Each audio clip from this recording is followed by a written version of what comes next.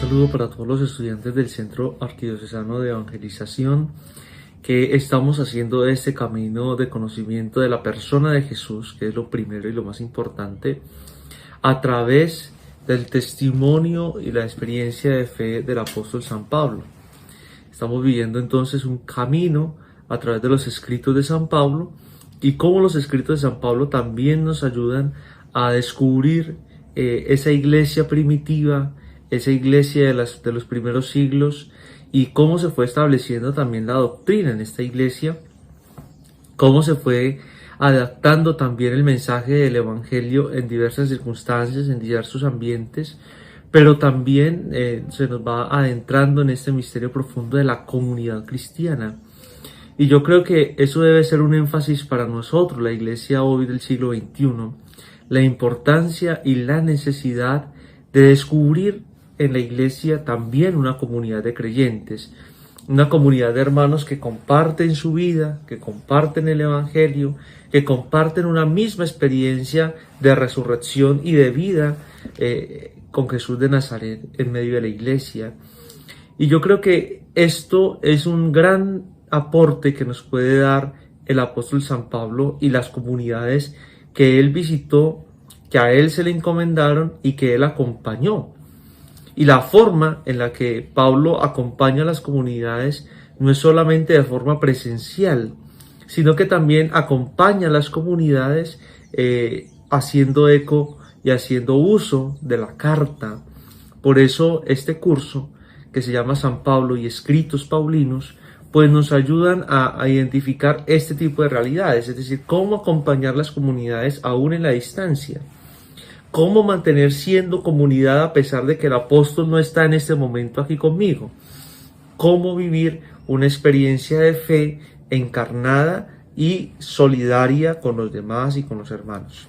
Entonces, bienvenidos a esta sesión, que lo que va a pretender entonces es hablar de una comunidad cristiana, la comunidad de Corinto, esta iglesia de Corinto, que sin duda va a ser una de las más importantes de la iglesia primitiva, pues se convierte también en un ejemplo y un parangón de todas las experiencias eclesiales aún en nuestro tiempo, de las dificultades, de las luchas, pero también del espíritu también solidario que se despierta a partir de esta exhortación del apóstol. Entonces, ya hemos hecho un camino por las cartas carismáticas, hemos visto las dos cartas doctrinales más importantes, Romanos y Gálatas, y en ese gran bloque de las grandes cartas vamos a hablar de las cartas a la comunidad de Corinto, para entonces entrar ya en una dinámica de las cartas pastorales y concluir con las cartas de la cautividad. Es como hemos dicho, este estudio lo que pretende hacer es como cautivar, incentivar para que cada uno, provocar para que cada uno como que tenga el deseo de conocer mucho más, se adentre en los cursos, se adentre en los textos y haga su ejercicio personal también de estudio, de análisis, de oración, principalmente con la palabra de Dios. Entonces, bienvenidos a nuestro encuentro sobre la carta primera y segunda a los Corintios.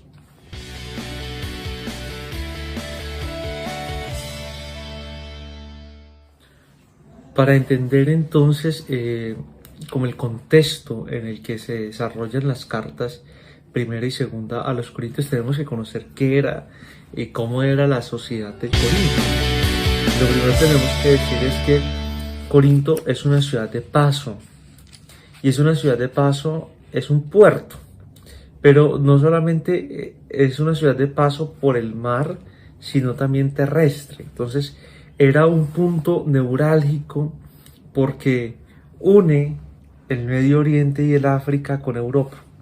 Entonces este puerto griego de Corinto es un converger de muchas realidades sociales, culturales, políticas, económicas, religiosas, y esto yo creo que nos tiene que abrir un poco el horizonte. Es decir, todos conocemos cómo es la realidad de un puerto. En un puerto encontramos de todo, bueno y malo, Y esta es la realidad de la comunidad de Corinto, es decir, es una de las primeras ciudades o de las ciudades más importantes del imperio griego, e incluso algunos dicen que era más importante que Atenas. Y su desarrollo arquitectónico, eh, su desarrollo, su desarrollo económico, cultural, fue mucho más evolucionado incluso que Atenas. E incluso era un paso, es decir, era el paso obligatorio de quienes venían de Oriente hacia el Occidente, es decir, quienes venían del Asia hacia Europa. Y entonces había muchísimo trabajo. Ustedes saben que un puerto genera muchísimo trabajo. Y eso abría entonces posibilidades económicas tanto a los obreros, pero también a muchos de que fueran emprendiendo, por decirlo de una manera, como en sus empresas y sus negocios. Pero como todo puerto o como toda ciudad que tiene gran tráfico de personas, no solamente, es decir, hay una gran solvencia económica, hay unas clases sociales muy distinguidas, hay familias muy acaudaladas, pero también hay una situación de extrema pobreza en algunas partes de la ciudad. Y eso se refleja en la vida de la comunidad de Corinto. Además de que en un puerto se encuentra de todo, ya lo he dicho. Ahora, eso en orden económico, social, cultural, pero en el orden moral, pues también daba para todo, es decir, era también la posibilidad de una vida licenciosa, de la relajación de las costumbres, de vivir como en medio como de un sincretismo religioso. Entonces, esa realidad de un Corinto tan atravesado con tantas realidades, de un Corinto lleno e influenciado por tantas culturas, por tantas cosmovisiones, pues pone siempre en jaque y en peligro la comunidad cristiana. Y esto es como la problemática general de la comunidad de Corinto, es decir, haciendo eco como a su experiencia. Pero allí surge una comunidad cristiana, una de las más fuertes, e incluso se podría decir que es una de las más queridas por Pablo. Tanto así que Pablo muchas veces estuvo allí, en una casa de una familia judeocristiana. Y yo creo que el nombre no se nos va a hacer como raro. Será Aquila y Priscila. Ellos, esa pareja de esposos, van a acoger en su casa a Pablo y el Evangelio, y su casa se va a convertir en una experiencia, en un lugar de encuentro para la comunidad cristiana, pero también de encuentro de esa comunidad cristiana con el apóstol. Ellos lo van a acoger. Ellos vienen de Roma, tal vez expulsados porque hubo una persecución en Roma a los judeocristianos. Ellos regresan y se asientan en Corinto.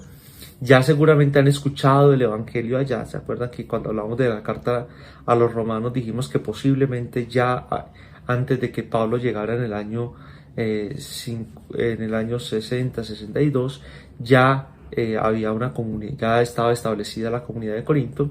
Esta familia judeocristiana entonces acepta, acoge a Pablo e incluso le dan trabajo.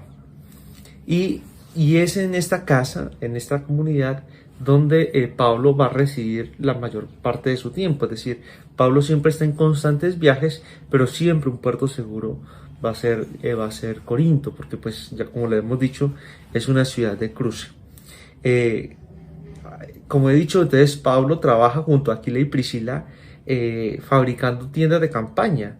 Y es muy interesante porque en esta ciudad llena de tantas cosas hay una sinagoga judía. Es decir, que había una gran afluencia de judíos en esta ciudad. Y Pablo lo que hace es muy interesante porque él no va a predicar el evangelio a los griegos inmediatamente o en las plazas públicas, sino que Pablo, judío, radical, conocedor de la ley, empieza a atraer a los judíos que se reúnen en la sinagoga. Entonces, como que la práctica de Pablo era: voy el sábado a la sinagoga, interpretamos, discutimos la escritura y la discutimos en razón la persona adorable de Jesús y vengan para acá. Es decir, los convertimos en cristianos. Esa era como la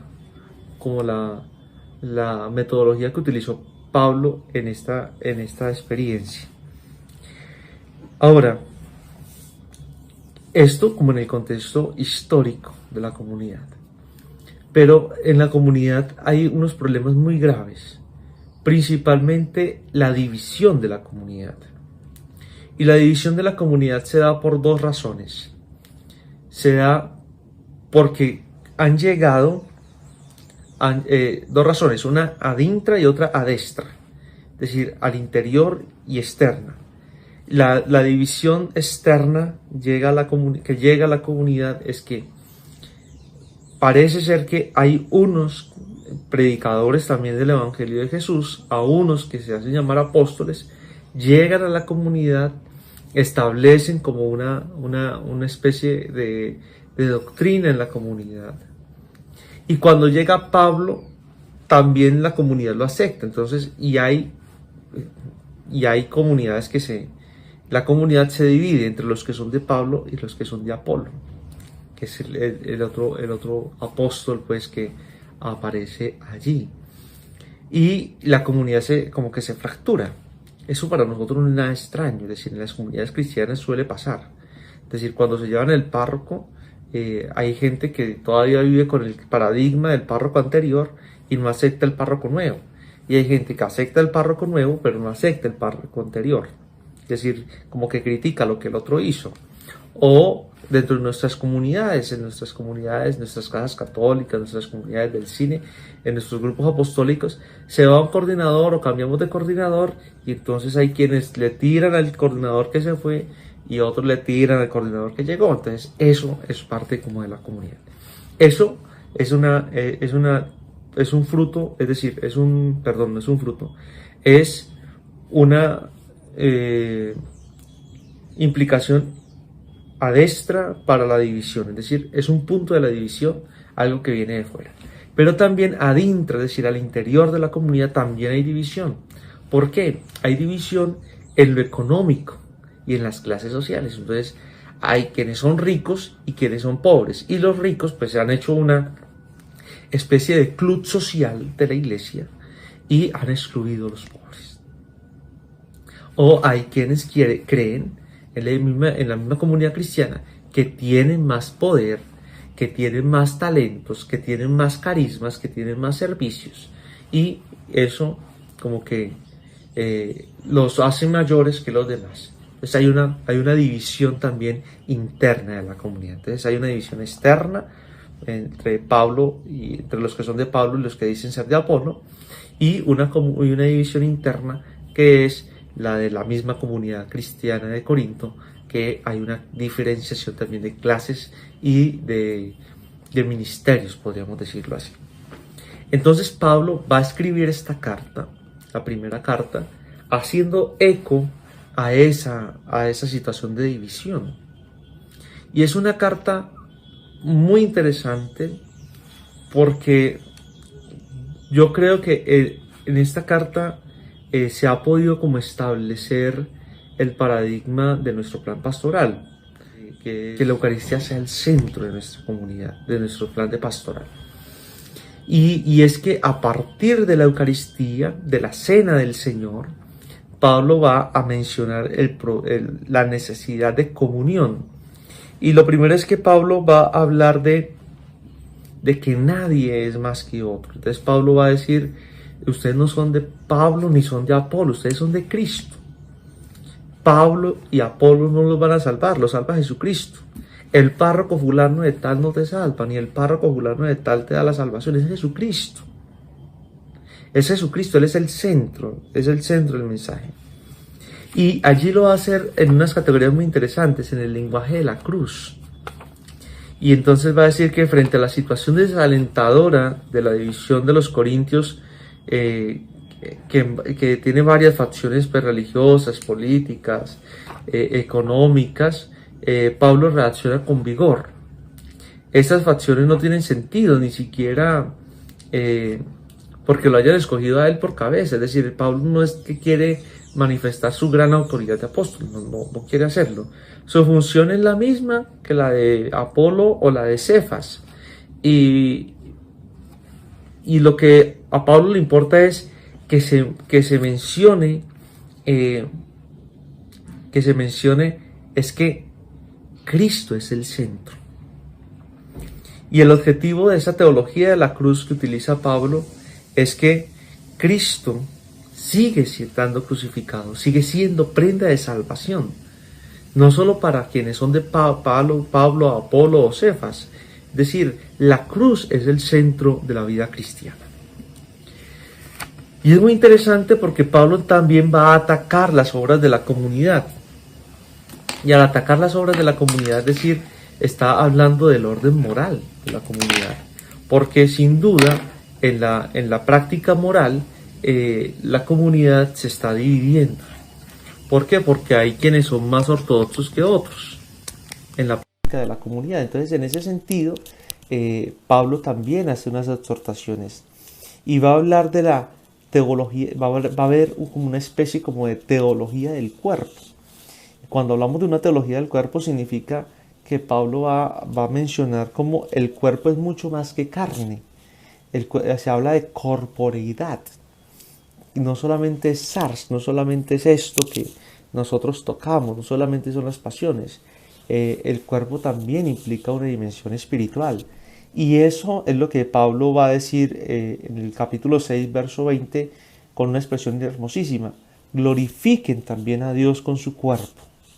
Y esto entendido con después con esa imagen del capítulo 11 y 12, del cuerpo.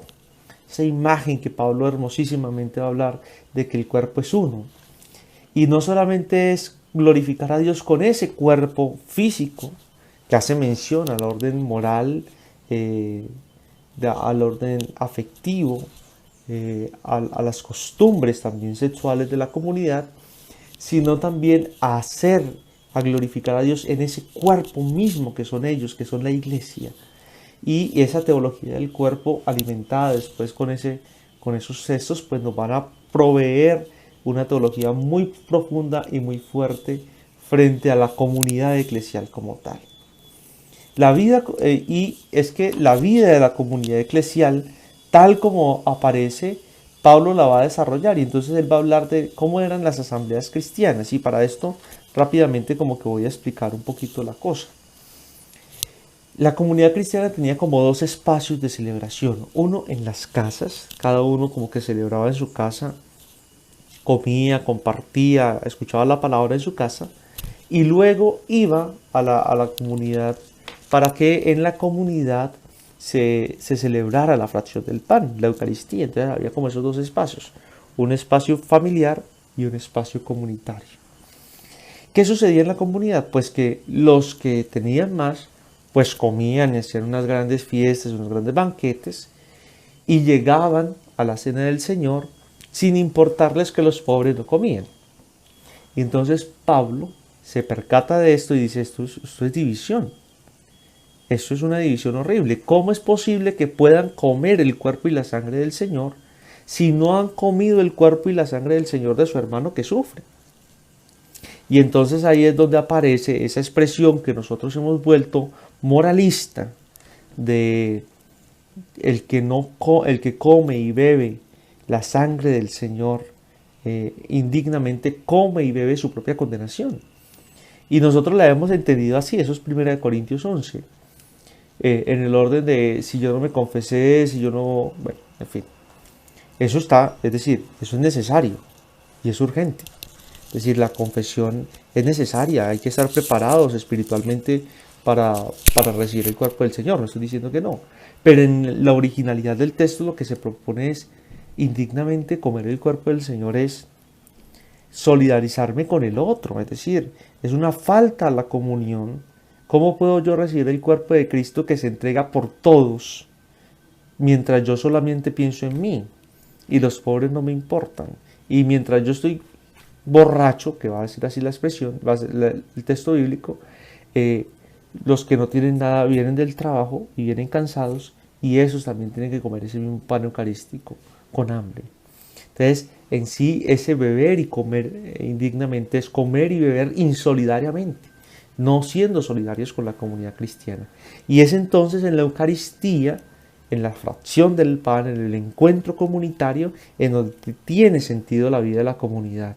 Es donde la comunión eclesial se hace presente. Ya los padres de la iglesia más adelante van a decir, sean lo que comen, es decir, sean ese cuerpo de Cristo, sean comunión que se entrega para los otros. Entonces, en ese sentido, es que Pablo amonesta a la comunidad y aparece uno, por no decir que el primer relato de la cena del Señor. Y en el capítulo 11, cuando Pablo menciona que esta es la tradición, que el Señor se sentó a la mesa y hace memoria de ese acontecimiento del Jueves Santo, para significar entonces que la cena del Señor se da en un marco de la entrega total, y esa entrega total en pro de la salvación. Que más adelante este tema de la salvación lo va a tocar muy bien Pablo cuando va a hablar en su teología de la salvación del primer Adán y el segundo Adán. Va a utilizar estas dos imágenes para hablar de cómo el primer Adán hace también, es figura de ese segundo Adán, el perfecto Adán, Jesucristo. Y así como por Adán entra el pecado, pues por el segundo Adán nos viene a toda la salvación. Nos viene la salvación. Por eso es importante romper con ese hombre viejo, con esos comportamientos del pasado, para pertenecer a Cristo, para permanecer en Cristo. Y esa va a ser una insistencia de Pablo. Y esta carta tiene unas consecuencias también de orden moral. Y entonces, para pertenecer a Cristo, Pablo va a hablar del celibato, del matrimonio, de la vida social de los hombres y las mujeres de Corinto. Y va a hablar también de la vida solidaria de la comunidad. Es decir, no es solamente ese comportamiento de celebrar nada más la fe, sino que tiene también que ver con el comportamiento también entre la comunidad, entre los hermanos. Y esto también, en ese énfasis de la división, pues se enfoca también a que todos en la comunidad están para servir y nadie es más importante que el otro. Y Pablo va a desarrollar esto grandiosamente en esa idea del cuerpo místico, y donde la caridad es el centro de la acción cristiana y el centro de la comunidad cristiana. Y por último, Pablo va a mencionar la resurrección eso parece ser un añadido del texto, porque pues no encontramos como una relación total, pero está allí en el texto canónico. Concluye con una expresión escatológica, es decir, sobre los tiempos finales, y va a mencionar cómo la resurrección también tiene un sustento evangélico, cómo las escrituras mencionan y hacen posible también la fe, es decir, corroboran esa experiencia de la resurrección, cómo las escrituras afirman la necesidad de la resurrección y la validez de decir que resucitó Jesucristo. ¿Por qué? ¿Por qué decimos que es parte también de esta carta? Porque también uno de los problemas de la comunidad era que estaba muy cerca o tenía muchas influencias del ambiente griego, como lo dijimos al principio, y ellos no creían en la resurrección. Recuerden cuando Pablo se encuentra con la comunidad allá en Atenas, que lo escucharon todo muy fantástico, lo de Jesús, chéverísimo, pero cuando Pablo habló de la resurrección, todo el mundo dijo, esto es un charlatán, y se pareció fe, porque no había creencia en la comunidad. Y la segunda carta a los Corintios va también como por esta misma línea. La comunidad todavía como que sigue dividida, no hay y se pasan incluso de hablar de Pablo, hablan de él, murmuran de él, y Pablo escribe una carta muy fuerte en la cual también les dice, yo soy apóstol, y ustedes hablan de mi debilidad y de lo frágil que yo soy y de que yo a veces no predico como con fuerza. Pues Si alguien tiene que presumir de su debilidad, pero también si alguien tiene que presumir de lo que ha hecho, soy yo. Que sufrí, que me pegaron, que casi me ahogo, que casi me matan, que me persiguieron, que me tocó esconderme, soy yo. Pero en mi debilidad Dios se hace fuerte. Y entonces va a hablar de la justicia y del poder de Dios en la fuerza de la cruz. La cruz se convierte en ese momento de gracia. Esto, como grosso modo, es como el paradigma general de lo que las dos cartas a los Corintios como que tratan. Deseo entonces que podamos encontrar en esta carta ese sentido también de comunidad. Y les voy a pedir entonces, para que demos razón de este curso, que podamos leer las dos cartas y podamos como hacer una actualización, es decir, esta carta se aplica a la comunidad cristiana de hoy en esto, en esto, en esto. Me parece que es actual en esto, en esto, en esto. Espero entonces que el Señor les bendiga y hasta la próxima oportunidad.